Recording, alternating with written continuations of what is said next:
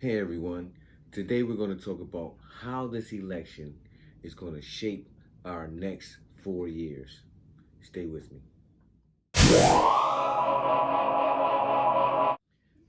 Today we're going to talk a little bit about what just happened in this year's election. We all know that this election's been real crazy. This thing has been going back and forth.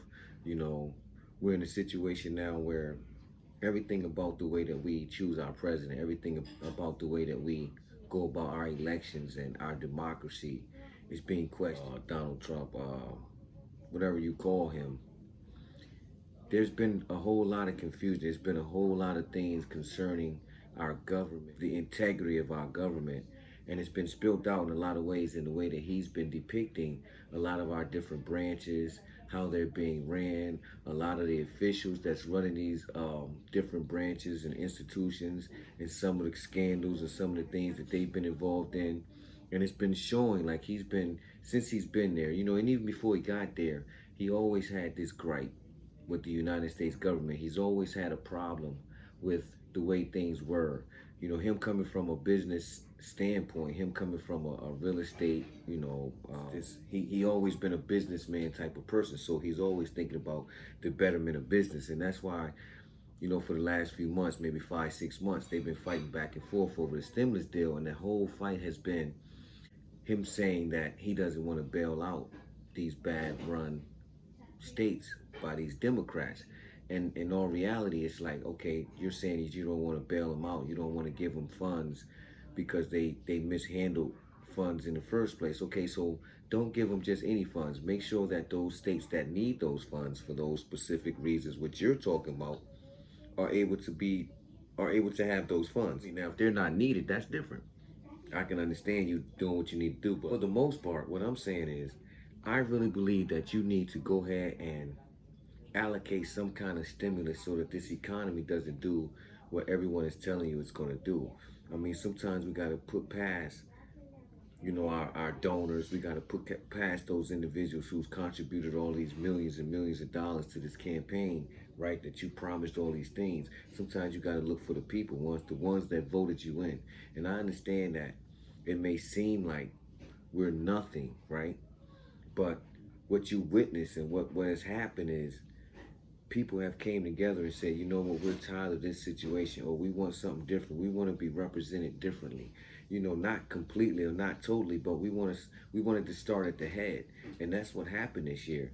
And because of what's going on right now, he's not wanting to concede, him not wanting to go through an easy transition as far as this thing goes so that we can have this person going into office, understanding what's been going on, all these different policies, understanding all these different relationships and what position we're in as a country so that he can step in and kind of keep things going in a certain direction. Not basically in the same direction, but he definitely wants to be brought up to speed. And a lot of times, if you're not given that opportunity, you're kind of put behind the 8 ball. So you're not going to be able to go in there and kind of do the things that you want to do because you don't have the information. You wasn't told. You wasn't given the groundwork in order to begin to start building on something. Even if it was from what he accomplished, you might want to build on some of those things. But if no one is putting you in the loop, no one is letting you know what's going on, it's going to be hard for you to kind of share in your opinion about what can go on and what can go forward and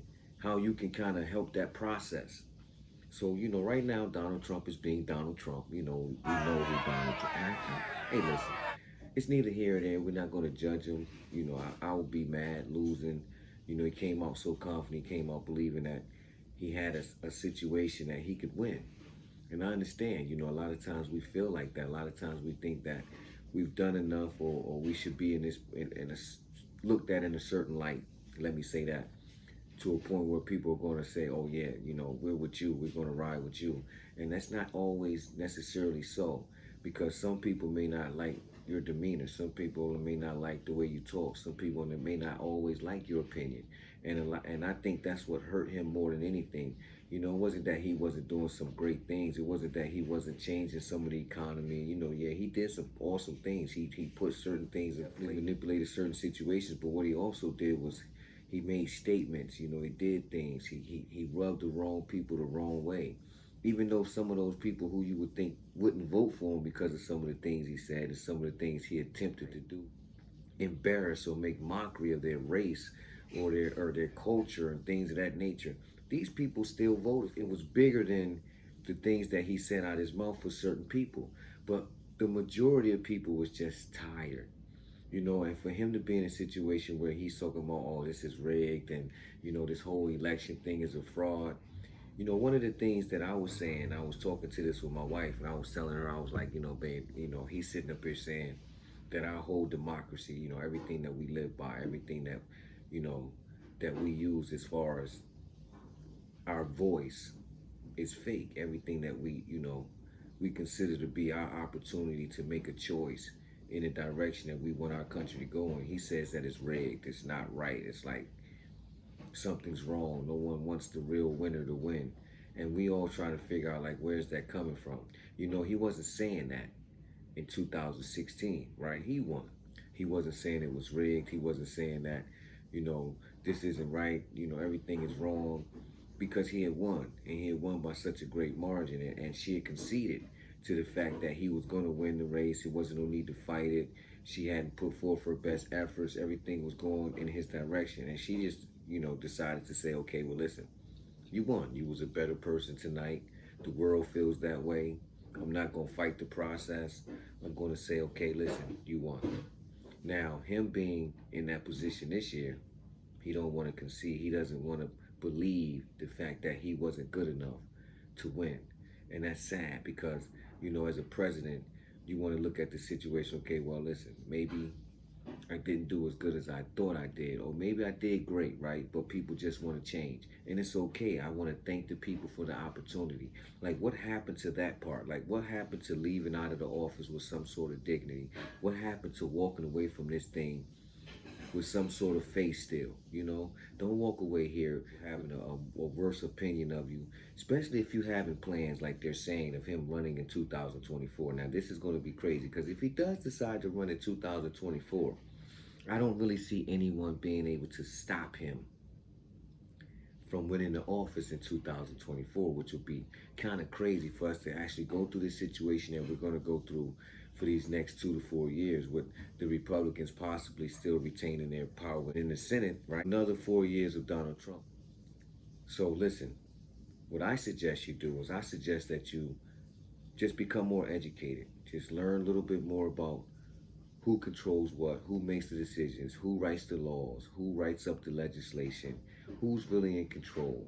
What powers does the president have? What powers does the Senate have? What power does the House of Democrats have? The House of Representatives. This is information that you have to know. Like, and a lot of times the most important votes, the most important people on those ballots, the most important people that you should be focusing on, learning about, understanding their policies, trying to see what they're trying to do in their individual communities and what their viewpoints and morals and values are concerning the world and concerning your communities and things of that nature, so that you can have an understanding that it's bigger than just Donald Trump and Joe Biden. And I think we got kind of caught up in that this year. We kind of focused on getting rid of Donald Trump, those individuals who didn't vote for Donald Trump. I think your focus was more on getting rid of him than trying to figure out how can we put ourselves in position to have some of the things that we want passed in legislation. Now, it wasn't Donald Trump saying he doesn't want more money being given out. It was the Senate saying, it was the Republicans saying, listen, that's too much. We don't want to do that. Let's do this. Let's do that. So that was the back and forth that we went through for so many months concerning stimulus, concerning relief during this COVID pandemic that we're presently experiencing. That was the kind of holdup. So that kind of like left everybody with a sour taste in their mouth as well, because everybody kept saying it's the Democrats' fault, it's the Democrats' fault. But the Democrats is trying to give us money, and they're trying to give us money on a large scale. They're trying to really boost the economy by putting money back into it. It's not going to hurt. And even like Donald Trump said, you're going to get the money back anyway, right? But what I want people to understand, and what I want you to do, is I want you to become more educated, right? I want you to become more educated on your government, and I want you to become more financially educated. I want you to start understanding budget, how to live minimalistically, right? And I heard this term on another YouTuber's channel, right? Shout out to Graham Steffens, I was watching his channel one day and he was interviewing this guy. I was watching. He has this podcast called the Iced Coffee Hour with Jack and Graham, and I watch it. You know, I'm a regular tuning guy. You know, shout out to him. You know, if you get an opportunity, go check them out. Another one of the great people that I listen to a lot of times, and I love their viewpoint is Meet Kevin, another great guy that I listen to. You know, as far as the government. I think he shares a real distinct perspective, and he keeps it real. He doesn't go left or right. He kind of stays right there. And he's kind of been fortunate enough to have some things work out in his favor. He's learned some things, and like I said, more financially educated. I truly believe that no matter what happens, no matter what kind of taxes they try to imply or what kind of things they try to impose, if you position yourself, if you do the right things, right, it doesn't matter. All you're gonna do is grow. You're gonna grow. You're gonna grow according to your circumstance. So, in knowing that, what I want y'all to do is keep your head up, stay strong, and believe that you can. Listen, y'all have another great day, and I'll see you in the next episode of Grow With It.